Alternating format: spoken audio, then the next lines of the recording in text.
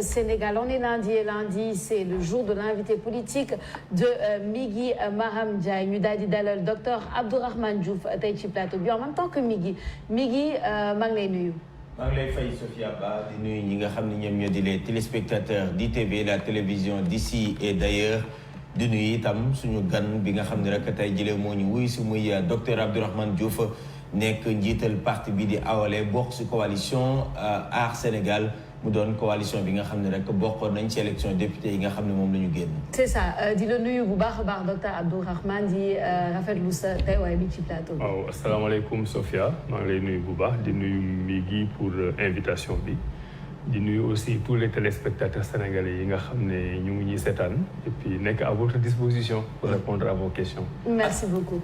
alors docteur très rapidement dañuy dugg si li nga xam ne rek moom moo di waxtaan bi xam nga ni génn nañ. si dibeer bee ñu génn si ay élection député waaye laataa ñu siy dugg dama bëggoon ñu waxtaan loo xam ni jamono jële moom moo tax ñu bëri si askan wi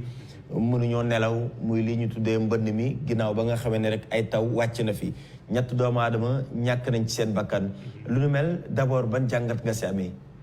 waaw déjà ñooñu nga xam ne yàlla def nañu ñàkk seen bakkan ci mbënn mi ñu ngi leen di ñu ngi jàll seen famille. di ñaan yàlla xaare leen àjjana parce que bu ñu tolloo dëkk fu tolloo fu mel nii am na benn moment yoo xam ne il faut xool yi gisee parce que du ma ne waruñu woon dee parce que yàlla rek moo yor dee mais des fois ce sont des morts évitables c'est-à-dire que mënoon nañ ci bën a génn àjjana mais xam nga affaire mbënd bi li ci doy waar bon boobu ba léegi maa ngi koy wax mais xam nga comme ni ma koy waxee rek dëkk bi dafa bëri bruit ba am na yoo xam ne boo koy wax kenn du la dégg mais mbirum mbënd bi defoon naa ci benn jàngat boo xam ne mën naa leen ko résumer waat fii mooy benn responsable principal moo ci am mooy le président Macky Sall moo tax man bu ma gisee ay ministre am ay DG am dem ci télé dem ci rajo di joxe explication technique di wax ay mots yoo xam ne kenn xamu ko ay zone non édificante ak yooyu dañuy jàpp rek ne ñu ngi ci naxaate politique bi depuis 2001 parce que les gens bu ñuy wax Macky Sall il parle juste des 10 dernières années mais Macky Sall depuis 20 ans pratiquement soit mu ngi diriger Sénégal wala bokk na ci ñi nga xam ne ñooy diriger Sénégal boo jëlee mbirum ndox mi en 2001 le Macky Sall nekk ministre de l'hydraulique les gens l'oublient donc 2001 déjà moo yoroon ndox bi ñu demee ba 2003 ñu def remaniement joxaat ko beneen ministère mais toujours ñu bàyyi ci hydraulique bi donc mu continuer yor ndox bi mu demee ba nekk premier ministre le ministre de l'hydraulique dafa am ay prérogatives am lu muy doxal mais Macky Sall bi mu nekkee premier ministre dafa jëlaat ay pouvoirs spéciaux yoo xam ne ci mbirum ndox mi la joxaat ko boppam et puis depuis 2012 moom moo nekk président de la République du Sénégal avec le plan décennal des inondations donc c'est la même personne depuis 20 ans moom moo fi nekk di gérer ndox mu sell bi ak ndox bu baaxul bi depuis 20 ans di am les mêmes échecs maintenant li tax loolu gën a graaw mooy plan décennal boobu ñuy wax ñu def ko le 18 septembre 2012 dafa fekk juste moom muy door a ñëw mën nañu wax ne moo nekkoon son premier dossier et le dossier était tellement important que dafa dissoudre Sénat nga xam ne moo doon compléter Assemblée nationale pour ñu am parlement donc crise bi dafa rëyoon ba nga xam ne daf ne xaalis bi ñu waroon def pour fal ay sénateurs nañ ko dindi ñu def ko ci plan décennal bi pour 10 ans la waroon doon mais plan décennal bi en même temps ay urgence la war a doon donc depuis 10 ans léegi man bëgguma dugg ci débat technique yi dañuy wax rek pour sénégalais yi comprendre boo joxee nit dépense 10 milliards 100 milliards 700 milliards 10 ans après nga gis ne problème bi nga xam ne moo taxoon nga joxe dépense boobu réglé wuñu ko amul philosophie amul ay explication ça veut dire que le problème il est resté le même et ça signifie que c'est un échec léegi nag nan nga mën a def parce que boo jëlee 700 il y avait une commission d'information boo xam ne député yi ñoo ko def ça n'intéresse pas les Sénégalais gis nga intellectualisme yooyu moom laa bëgg ñu génne ci parce que dégg naa ministre bi barka démb boo waxee nga ne 700 milliards yi fu mu dugg ñu ne la def nañ rapport mais Sénégalais bi nga xam ne tey mu ngi ci biir këram ndox bi dugg ci biir salon bam ay télévision bi yàq lalam yàq amul sax fu mu dundee c'est que kooku rapport bi nga koy wax ça ne l'intéresse pas parce que quel que soit lu nekk ci biir rapport bi moom dafay gis ne problème mu mbënd bi c'est pas réglé mais fi may insister mooy non seulement drames sociaux yi nga xam ne moom la nit ñi di vivre seen kër mais dafa am tam ay scandale économique yu muy àndal moo tax toujours affaire inondation yi moom laay woowee le scandale permanent gis nga gouvernement foo leen déggee ñu wax urgence xamal ne urgence boobu ay marché de gré à gré lay indi xamal ne marché de gré à gré boobu lekk xaalis lay indi boo xam ne kenn mënu ko justifier loolu moo am ci inondation bi loolu moom moo am ci Covid bi c'est-à-dire foo leen déggee ñu wax urgence urgence bi mooy askan bi ñu ngi ci jafe-jafe mais ci biir jafe-jafe askan boobu ci la ñuy teg ay schéma marché gré à gré ba ku ci nekk ci ñoom jël ci li nga war a jël en détournement d'argent public. Maintenant les solutions xam nga c'est pas très compliqué. parce que xam nga lu tax may laaj solution mooy dañoo gis ne ay jamono mbënd peut-être ñi nga xam ne ñoom ñoo féete banlieue bu Dakar également ñoom la gën a sonal mais ba jamono jii may wax ak yow ñu gën a sonn mooy ñi nga xam ne ñoom ñoo féete ci ville bi est-ce qu'il y a une explication particulière ak solution bi nga xam ni jàpp nga ni dina tax ba lu jëm si wàllu ndox fii si biir Sénégal mu wan ñu ginnaaw. non xam nga y a 2 observations yoo xam ne mën nañ ko def bu njëkk bi mooy boo xoolee quartier yi nga xam ne yëpp tubaab bi moo ko fi def damay sax xaw a am kersa bu ma koy wax quartier yooyu yi ci bëri amul mbënd te quartier yooyu c'était avant les indépendants donc def nañ système de canalisation bi tout se passe bien quartier yi nga xam ne moo mujjee maa ngi dégg le président Abdoulaye Makhtar Diop qui a été DG de la SONES comme moi di ko wax li xew par exemple zone de captage donc ça veut dire que y a pas de sérieux dans la planification loolu un la mais pour man li ëpp solo et foofu laay waxee solution man dama gëm expertise sénégalaise gis nga plan décennal boobu bi ñu koy def man période boobu laa ñëw SONES xam nga SONES mooy gérer ndox bu sell bi ONAS gérer ndox bu tilim bi donc mais suñu programme yi dafay duggante donc SONES dafa amoon responsabilité ci plan décennal bi. kon am nga si part de responsabilité yow aussi ci plan décennal bi. non il faut pas parler comme ça man foofu bëgguma toujours di ñëw ci histoire SONES bi biñ koy concevoir c'est-à-dire li ma bëgg a wax rek mooy fekke naa bi ñuy def plan décennal bi te foofu laay daanelee c'est-à-dire que ingénieurs yi nga xam ne dañ ko def dama am ci ñoom confiance plan décennal bi en tant que tel doo ko jël sànni ko parce que baax na mais ni ñu koy appliquer ak ni ñuy utiliser xaalis bi loolu mooy problème bi donc solution bi mooy dem jëlaat plan décennal bi ànd ak ingénieurs yi nga xam ne ñoo def liggéey bi jël le vrai budget bi ñu ci war a def ko ci donc c'est pas que plan décennal bi moo baaxul techniquement mais ñi ci war a def alal jooju mooy le ministre de l'hydraulique j'ai parlé du président Macky Sall nga xam ne mu ngi fi depuis 2001 mais les gens ne se rendent pas compte que monsieur Omar Gueye qui est le ministre des collectivités locales en 2012 moom moo nekkoon le ministre de l'hydraulique donc plan décennal bi ci moom lañ ko defee man réunion yooyu j'y ai participé xaalis boobu 10 ans après ñu ne la utiliser nañ ko te gisoo problème mu mbënd bi réglé mais li ci gën a graaw mooy la même personne Omar Gueye bi nga xam ne moo fi nekkoon 2012 échoué plan décennal bi di continuer daaw bi ñuy def le plan spécial pour les 15 milliards moom en tant que ministre des collectivités locales moom moo ñëwaat ñu jox ko 15 milliards yooyu te réglé problème bi donc finalement pourquoi tu reprends toujours les mêmes personnes les mêmes incompétences les mêmes tâtonnements les mêmes lenteurs les mêmes échecs. alors si vous nous proposez tey jii beneen plan décennal te xam nañ ni bu mujj bi dugal nañ ci plus de 700 milliards. tout à fait alors est-ce que dañuy bàyyi 700 milliards yooyu ou bien qu'est-ce que dañuy utiwaat leneen mënuñu ko bàyyi noonu c'est-à-dire que xaalisu mbënd bi tôt ou tard dinañ ko auditer parce que mënoo jël alal ju toy noonu nga def ko ci biir askan bi te ñi duñu gis résultat loolu moo ci doy waar. c'est-à-dire que résultat bi lañ gisul parce que quels que soient les commentaires que les ministres ou les DG vont faire à la télévision mais le truc mooy affaire bi réglé wul le problème n'est pas réglé te loolu soxlawul jàng école pour xam ko tey boo demee zone de captage wala nga dem feneen bon maa ngi leen di raaye démb di leen tooñ sax ne leen bon en 2 jours le gouvernement a créé quelques emplois supplémentaires parce que dégg naa boo demee foofu xale yi léegi dañuy ñëw di boot nit ñi quoi di leen traversé loo boo leen bootee ñu fay ay 300 francs et que dans la journée bon xale bi dina def 3000 francs bon c'est ironique mais ça montre que le gouvernement est en situation d'échec ku leen wax nga def ñu def ne da nga leen contre da nga leen bañ alors que ñun dañu gisul juste résultat autant d'argent nag ne peut pas être englouti sans pour autant que sénégalais am lu ñu ci wax. d'accord alors malgré ni nga ko waxee nga ni lajj gis nañ ko ci gouvernement bi ci ni nga xam ne moom lay doxalee génn nañ ci ay élections mais daanaka lu ëpp ci ay députés 82 en tout cas suñuy jël par formation politique yu ñëwoon ñoom lañ ko jox waa Benno Bokk Yaakaar. yéen itam bokkoon ngeen ci yooyu élection mais à la fin vous vous retrouvez avec un seul député alors ban commentaire ngay njëkk a def ci résultat yi nga xam ni moom moo génne est-ce que Abdourahmane Diouf mun nañu wax ni surprise daf ko dal ci les élections en tout cas résultat bi nga xam ne moom lañ ci am du bi ñu xaaroon bu dee dañuy wax dëgg bon maintenant man damay remercier waa coalition Aar Sénégal parti yi nga xam ne ak mouvement yi nga xam ne bokk nañ ci suñu militants yi nga xam ne dañu jàppale gëm projet liggéey bi gis nga affaire bi bu ñu ko doon évaluer tey sous forme de liggéey maanaam ñax a jariñu gëm naa ne coalition Aar Sénégal mooy jël premier toujours ñu rappeler leen ko amuñu benn problème mu caution amuñu benn problème mu parrainage amuñu benn problème mu investiture booy xool presque ñun rek ñoo fi def pré-campagne suñu pré-campagne rek def nañ le tour du Sénégal ñi jaar Fouta ñi jaar dans le centre man ma dem dans le sud ak problème yi ma fa amoon yëpp ngeen dégg ko loolu déjà pré-campagne la bi ñu demee ci campagne bi on a encore refait le tour du Sénégal ku nekk am foo dugg c'est-à-dire que le job il a été fait mais nag damay wax toujours ne examen élection du concours élection c'est pas le meilleur qui gagne élection sénégalais du ñu sax daje ci benn néeg waxtaan ne ah diwkat la ñuy jox pouvoir bi ku nekk li nekk sa xel rek ngay génne moo tax autant je dis toujours que c'est le peuple qui a toujours raison c'est-à-dire que nga dem élection ñu gagné la taxul nga war a mere ñi nga xam ne voté luñu la mais aussi dem élection ñu gagné la nekkul gàcc ñu koy bëgg a def gàcc moo tax souvent affaire yi di am ay violence parce que da nga koy jël def ko une question de vie ou de mort ñun tey Aar Sénégal am nañ suñuy valeur am nañ suñuy parcours am nañ xam-xam am nañ expérience am nañ fi ñu jaar léegi tey gagné nañ ñu benn député lay am est-ce que dafa yàq dara suñu mérite. Mais il y a peut-être une leçon à apprendre de ça. Qu'est-ce qui n'a pas marché selon vous? Bon, moi je pense que dañu ñëw benn moment boo xam ne dañ fekk benn bipolarisation boo xam ne mu ngi commencé ci élection locale yi. élection locale yi déjà dafa nekkoon benn référendum am ñaari coalition yoo xam ne ñoo fi nekk presque ñu séddoo électorat bi ñun bi ñu ñëwee dugg ci biir boobu c'est-à-dire que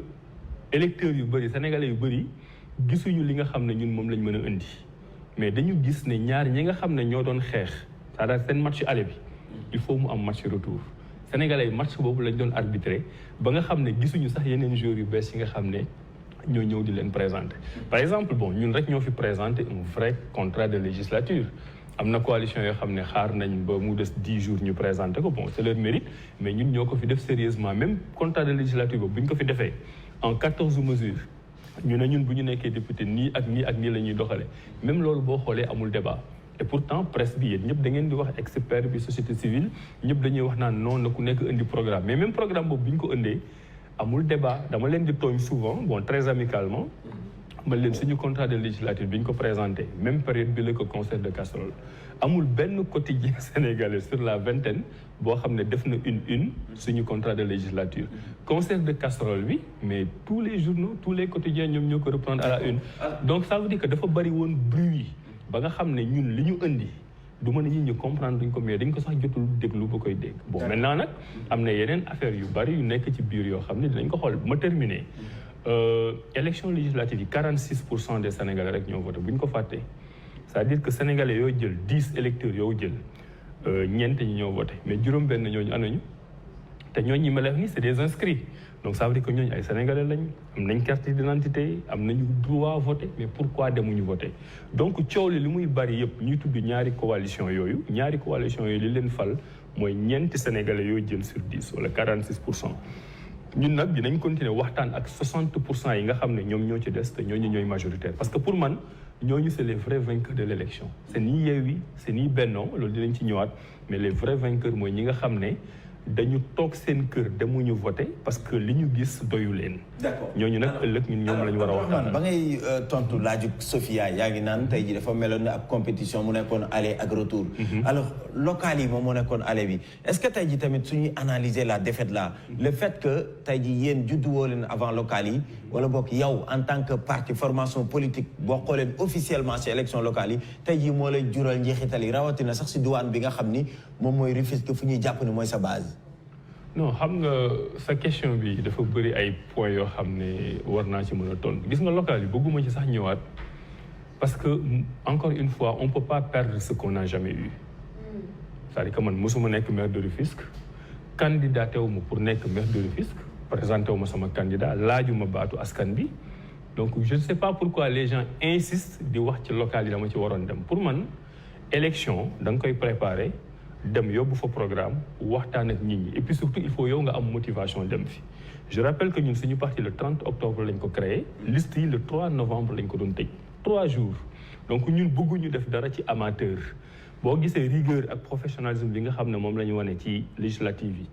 ba nga xam ne suñu coalition kenn déggu leen ci dara man dama bëgg toujours bu may liggéey ma liggéeyee noonu mais pas rek jóg topp riirandoo bi ñëpp a ngi dem élection locale nga ne da ngay dem élection locale bi may dem élection locale instant boobu amuñu parti suñu parti commencé wul liggéey te Abdourahmane Diouf rek mënul jóg yëkkati loxoom fëgg dënnam ne damay doon si résultat élection député non parce que su fekkoon départ woon nga fa au moins dinañ xam comme ni nga ko waxee di nga bokk si compétition boobu bokk si aller boobu ba nga xam ne itam retour bi dinañ la bàyyi xel. déedéet pour man mënuma ko analyser noonu c'est-à-dire que loolu bokkuma ci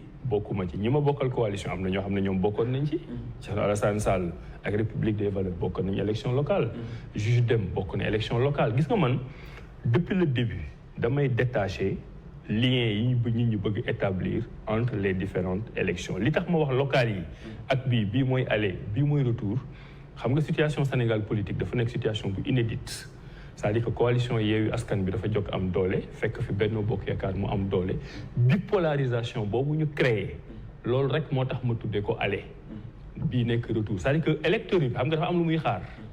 électeur bi dafa toll foo xam ne danaan kii fi nekk mooy président Macky Sall doyuma kan moo mën a régler sama problème mu xool ki nga xam ne moo gën a placé te ki gën a placé mooy ki defoon élection locale yi mais ñun Aar Sénégal mënuñu évaluer par rapport au local alors que demuñu local. Est-ce que si c'était à refaire tey jii di nga bokk ci local yi à l'heure d'aujourd'hui? Non man du ma am regret. man décision bu may jël dama ciy réfléchir froidement man maa décidé ne du ma dem élection locale.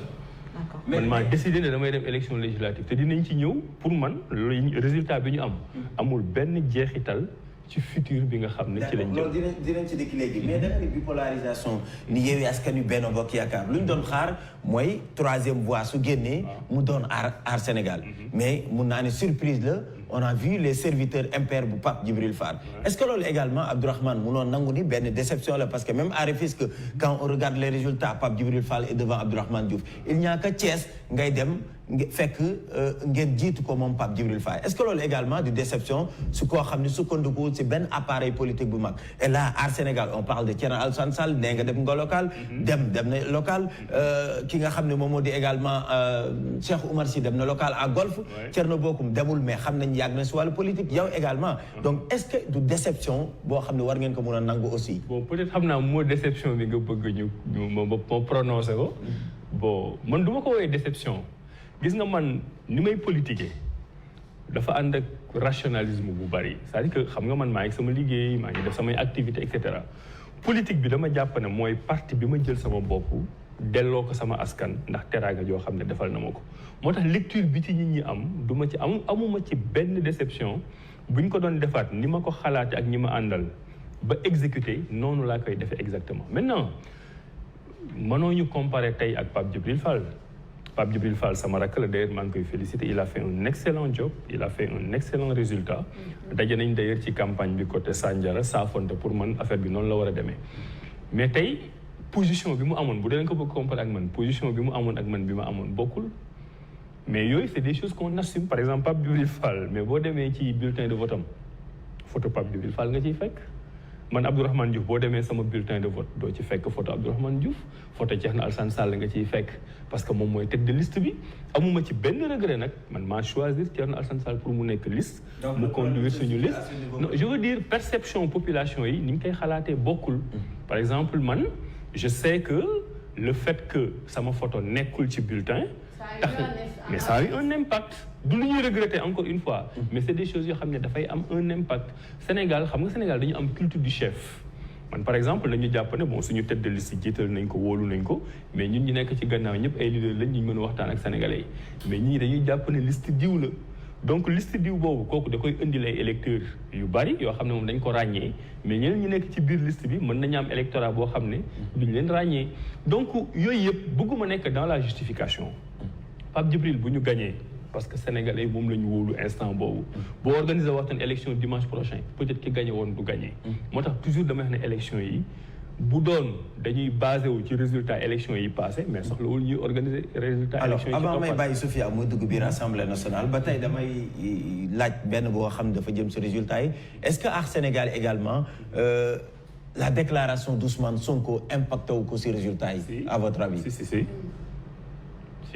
une déclaration boo xam ni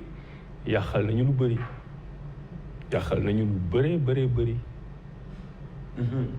mais bon nettali xuloo la. non du mais dafa am solo. waaw mais yàqal nañu c'est-à-dire que dans les déterminants de résultats yi ñu am oui daf ci am impact. léegi nag mais dañu yàq xel yi bëgguma soriwaat ci loolu. parce que bëgguma du ma nit koo xam ne damay nekk wax naa ko bañ ca tolloo. da ngeen di demaat si yeneen mbir. baax na également. voilà c'est-à-dire que dañu yàq xel yi dañu wax loo xam ni amul yàq xel yi parce que man damay dajeek ay nit ñoo xam ne ngeen baal ma dofuñu jinne jàpp leen ay borom xam-xam lañ mais ñu dute ba ne ma mais Abdourahmane ñun bëgg nañ leen jàppale mais. li ñuy wax est-ce que dëgg la donc nga xam ne ñi dute nañ parce que loolu bañ ko commencé wax depuis début bi la du jour boobu rek opposition de l'opposition aar Macky bon man bëgguma ci woon tontu parce que dama jàppoon ne waxu militant la mais bu ñu toogee ba mu des élection yi des quelques jours nga wax ko loo xam ni yow ñun li ñu mën ci tuuma teggi tuuma rek nga mën ki nga xam ne moo lay tuumaal moom moo war a indi preuve gisoo preuve ba léegi nii gisoo preuve d'ailleurs xam nga rek l'histoire moom c'est un peu rigolo tey ñi nga xam ne ñoo waxoon ne ñun bokkuñ ci opposition ñoom bu ñuy lim 83 députés yi pour ne opposition moo am majorité la ñu ciy boole donc loolu man du ma dugg ci jugement de valeur sénégalais yi daal laay wax ñoom nañu jugé gis nañ situation bi ni mu demee la question mooy est-ce que élection pour nga falu daf lay jaral lu nekk en tout cas man déclaration politique la woon wala lan sa gis-gis non loolu il faut lui poser moom la question mais man li ma gis mooy tooñ nañ ñu loolu moom xam naa ne tooñ nañ ñu te ba léegi ki koy wax ak ña koy wax mënuñu indi preuve parce que ñun dañu am jaar-jaar man ku ma xam gis sama jaar-jaar fi ma jaar ak Macky Sall war nga jomb wax ne Abdourahmane Diouf day liggéey président Macky Sall depuis le 11 septembre 2013 ñun la ñu génne Benno Bokk Yaakaar temps yooyu maa ngi réew mi boobu moom laay wax toujours ñi fiy politique ñëpp politique ñu woon donc sama jàkkaarloo ak président Macky Sall dafa yàgg li ma ci daj man rek maa ko xam mais dama nekkul homme politique boo xam ne dañ may bundu xataal may ñëw di ko médiatiser ci 10 jours rek 10 derniers jours avant élection yi am na fi lu ma fi gouvernement bi defaat loo xam ni pour wàññi sama doole la mais du ma ko wax fii parce que du ma def politique gu victimisation boobu donc man waaw mais du ma ci dugg parce que waaw non du ma ko sax wax damay jàpp rek ne citoyen sénégalais la am na yu ma séq ak administration dinaa ci am lu ma ci naqari dinaa am lu ma ci metti mais li ma bëgg a wax mooy non seulement dama doon opposant au président Macky Sall jàkkaarloog moom ba Sénégal yëpp xam ko mayuma ko dara mais dama bokk tam ci opposant yoo xam dañ leen di bundu xatal mais politique wu ma loolu c'est-à-dire que message bi mu bëgg rek nit ñi xam ko suñu yaay yi suñu papa yi suñu rakk yi suñu doom yi pour man ci politique wutin bi dafa am solo ce n'est pas que rek naa ko am à n'importe quel prix ba tax ngay wax loo xam ne yow mi di wax xam nga ne li ngay wax amul bu ñu paree nga ñëw tàpp aussi waaw parce que fi mu jógee la waaw fi mu jógee la fi mu jógee vous ne pensez pas qu'il fallait réagir un peu plus non réagir xam nga gis nga tuuma wallaay Sophia yàlla na bu mu la dal c'est-à-dire que magum jëmm nga taxaw ñu ñëw waxal la loo xam ni dafay yàq xel ci askan bi yëpp te yow mënoo prouver bu ñu la tuumalee mënul prouver am na exemple bu may joxe souvent bëgguma tout le temps di ci ñëwaat mu ngi mel ni rek ci koñ bi nga ne maire diw ngeen baal ma ñu ne maire diw dëmm la damay joxe toujours exemple boobu xoolal léegi maire diw moom nan lay def da ngay bërëngu wax et cetera moo tax loolu effectivement am na ci campagne bi bugguma ci sonn wax sax waxaat parce que bon man fa mu jógee kooku ñëpp xam nañ sama relation ak moom yéen gis ngeen image bi nga xam ne moom laa partagé ak moom ci campagne bi bi ñu dajee Tivaouane pour man loolu c'est sincère loolu laa gëm mais loolu waroo ci boole après ay yoo xam ne voilà ay loo xam ne dafay yàq donc outil bi daal nañu ci boole respect nañu ci boole éthique nañu ci boole droiture tey xam nga élection yi jëf na depuis une semaine man lan laa wàññee ko man Abdourahmane Diouf ci défaite bi lan la ma wàññiwuma dara maa ngi mun na am sa ëllëgu wàllu politique am na si ay conséquences tey jii ci am benn parce que ñi ngi demaat si 2024 amul si lenn loo xam ne mun nga si sukkandiku tey jii pour mun a wax ne léegi ñi di dem 2024 ñoom ci lan la ñuy sukkandiku au moins dugg nañ si ay liste xàmmee nañ leen si waaw mais man xàmmee ñu man xàmmee nañ man sax defe naa man sax non xam nga bu ñuy dem bu ñuy dem élection présidentielle xam nga loolu laa doon wax sànq bu dee chaque fois da ngay basé ci élection bi mujjee pour déterminer élection bi di ñëw mais kon soxlawul organiser élection les résultats ne sont pas figés d'accord voilà léegi dañuy dugg biir Assemblée nationale mooy wax nga ko sànq yàlla def na ngeen am benn député. mais député bi nga xam ni ñu bëri jàpp nañ ni compté na presque majorité biir assemblée nationale. parce que kenn ku nekk tey ji yaakaar nga benn boobu noonu. pour am doole biir assemblée nationale. alors maintenant yéen ñi nga xam ne dañ leen doon jiiñ ni njiiti réew Macky Sall ngeen di liggéeyal. ñoom Macky Sall di jiiñ ni yéen opposition ngeen peut-être opposition bu responsable lañ leen doon wax itam. ban attitude la ñuy xaar seen député bi biir assemblée nationale est-ce que Aar Sénégal lay demee wala moom képp bàyyi ngeen ko mu libre xool taxawaay bu ko neexee d'abord. bon déjà ñu ñëwaat ci parce que nag il faut le rappeler ñu rappeler rek ne ñi nga xam ne ñoo doon wax ñun Macky Sall la ñuy liggéeyal léegi ñoom ñoo jàpp ne ñun opposition lañ nekk. voilà ça veut dire que gis nga dëgg moom boo ko bàyyee rek dina mës a yegg si. moo tax ma ne leen wutin bi daf ci am solo donc ñooñu tey ñuy waxtaan ak ñoom. parce que dañu jàpp ne ñun opposition lañ parce que soxla nañ ñu. donc loolu waxtaan commencé na seen diggante. waxtaan musul rompre. non jamono ji laa wax si cas bu précis bii. non waxuma ay waxtaan yu officiel. kii ñëw indi délégation kii ñëw indi délégation mais ñun ñëpp dañu xamante. ñun ñëpp ñu ngi waxtaan discussion bi musul am rupture. mais fi mu bëgg a ñëw mooy dafa am 2 cas yoo xam ne bokkul. gis nga cas bi nga xam ne ci lañ nekk ni pré assemblée nationale on va dire négociation ak positionnement bi di am ci majorité bi bokkul ak li di xew. li di xew bu ñu demee biir assemblée nationale Thierno Alassane Sall suñu député la maa ngi koy féliciter encore Aar la fay nekkal Aar Sénégal la fay nekkal mais bu fa naree nekk député pendant toutes ces années moom am na intelligence su gérer situation yi cas par cas. c'est-à-dire que ñun mësuñu wax ne opposition mooy lépp lu jóge ci pouvoir baaxul lépp lu jóge ci opposition moo baax. xam nga par exemple tey suñu contrat de législature proposé nañ une loi sur le patriotisme économique. mais bu Macky Sall ñëwee proposer une loi sur le patriotisme économique mais suñu député dama jàpp ne waru ko rejeter parce que juste ci Macky Sall la jógee. bu dee loolu mooy intérêt Sénégal donc bu demee bu biir assemblée. nañuy doxale biir assemblée moom liggéeyam la. mënul ñëw chaque jour di ñu laaj Abdourahmane Thierno lan ngeen xalaat moom moo fay doxal mais li am solo mooy balaa ñuy dugg assemblée foofu nag pour man affaire groupe bi la pour man foofu député bi amul sax marge de manœuvre individuelle. parce que enjeu bi c'est important tey suñu 3 députés yooyu bu ñu ko boolee. te président Macky Sall réussirul débaucher feneen assemblée nationale day am 83 kii am 82 loolu c'est une majorité. te majorité bi contrairement à ce que j'entends parce que ñu bëri ñu ngi def ay théories di xeex naan cohabitation mënul am ak yooyu dañuy nax nit ñi rek xam nga ñoom dañu tàmm chaque fois bu ñu nekkee situation bi pour seen ay juristes ñu ñëw defal leen ay théories pour ñu génne ci. gis nga cohabitation kenn mënul wax ne c'est obligatoire ñoom noonu lañ koy bëgg a présenter pour mën ko fët dellu gannaaw. cohabitation kenn du ko bind ci constitution cohabitation c'est les conséquences politiques d'une élection yoo xam ne président de la république moo koy tiré tey si assemblée nationale opposition dafa am 83 députés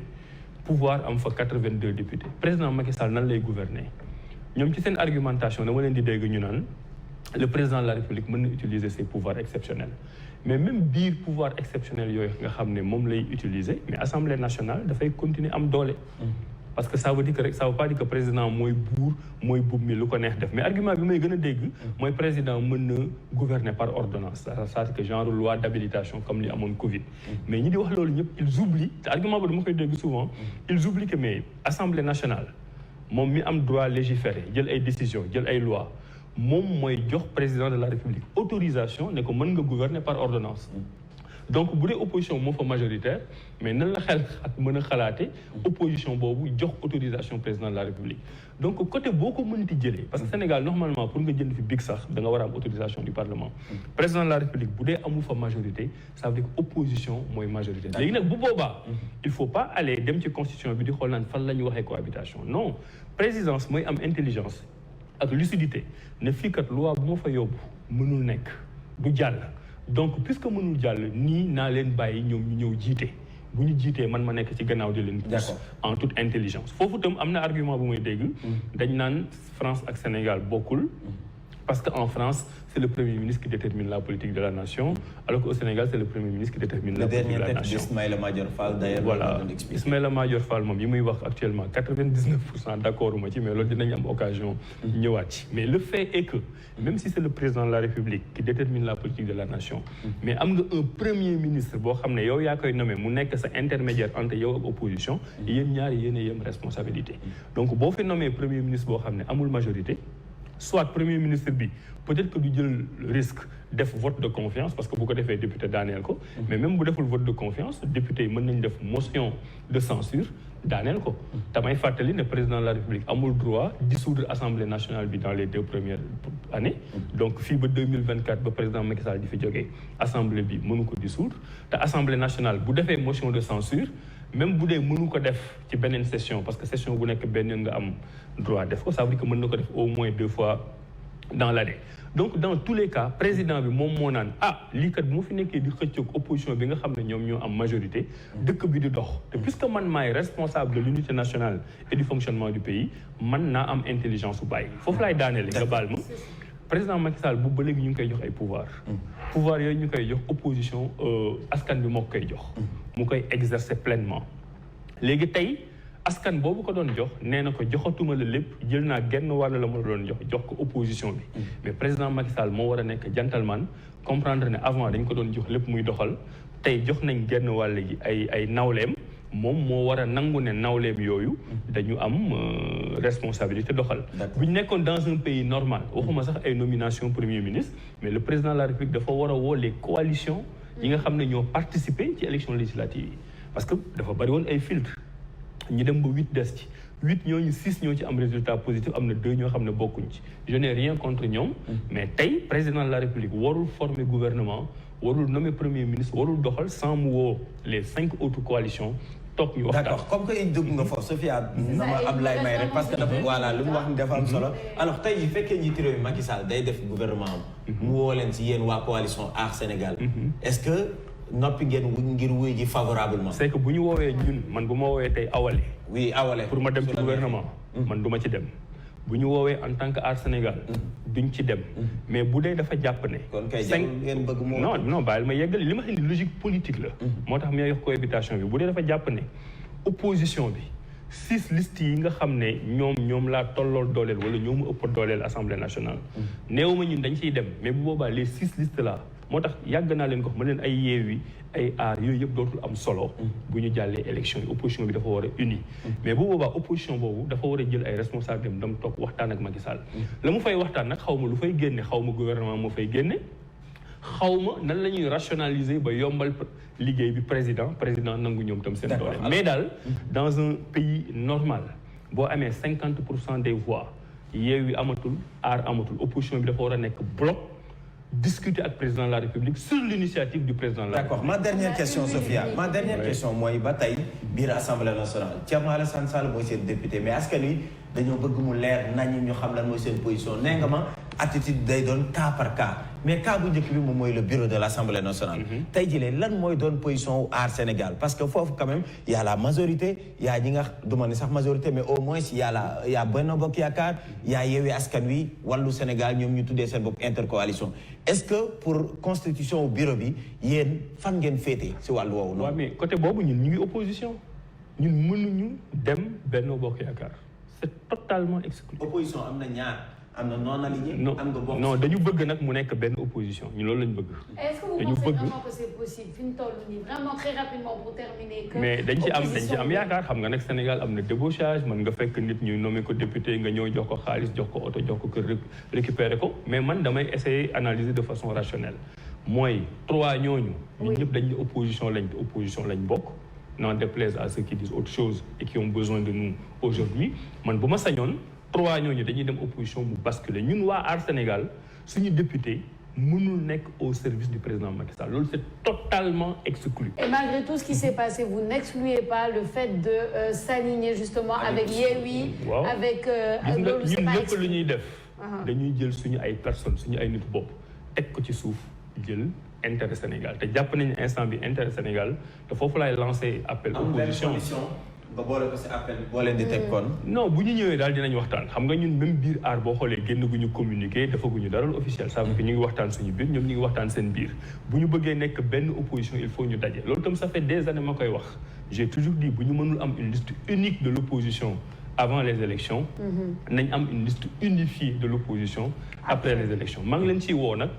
coow am na tooñ am na mais intérêt Sénégal bu dee moo nekk suñu kaw ñun ñëpp na ku nekk fàtte sa bopp fi may terminer te waxoon naa ko aussi nee naa leen woon dès le 1er août opposition bi yëpp dañu war a dajawaat parce que benn combat tey moo fi am boo xam ne ñun ñëpp dañ ko war a mener mooy la 3e candidature du président Macky Sall. Donc opposition bi nañ daje ku nekk fàtte sa bopp fàtte Yewwi fàtte Aar fàtte les serviteurs fàtte lépp taxaw jàkkaarloo président Macky Sall pour que 16 mois yi fi des mu xam ne moom amul benn droit. mais Sophia gars yi nee nañ yéen a attaqué Ousmane Sonko. ouais, et dans les commentaires il y en a qui disent que ñun daal li nga xam ne mën naa xool caméra bi wax ko Sénégal.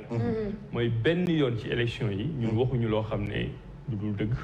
waxuñu dara pour tuumaal kenn. on a essayé de faire la politique de façon gentleman. loolu la ñu jéem a def tey nag résultat yi jeex na ku nekk delloo nga. ci li nga nekkoon ku ci nekk aussi on te laisse avec ta conscience. merci beaucoup daal dafa am ni ñuy politique te duñu tooñ. ñeent fukki simili. comme ni ko waxee woon 40 minutes de discussion. dinañ ko yeggali parce que war naa jàllaat si édition yi rajo beeg télé bi. gën ko yaatalaat. di la jaajëfal baax a baax Sophia di jéggalu que nu ñu. non c'était nécessaire. C'était nécessaire. Merci Migui di la jaajëfal bu baax comme chaque lundi la pertinence du débat et de l'invité docteur Abdourahmane Diouf di la jaajëfal bu baax. ci teewaay bi amoon na solo torop di leen jaajëfal yéen ñi suñu mbokk téléspectateurs yi vous êtes là avec nous depuis 6h30 du matin comme chaque matin dans votre matinale Toc Toc Sénégal. Merci à tous mes confrères et consoeurs qui étaient là pour vous servir et vous informer. Merci à l'équipe technique. On vous donne rendez-vous demain. Ne le manquez pas, même chaîne, même heure, 6h30, 9h. Nous sommes là pour vous servir et vous accompagner dans votre réveil en douceur. En attendant, passez une bonne journée en compagnie de nos programmes et à demain.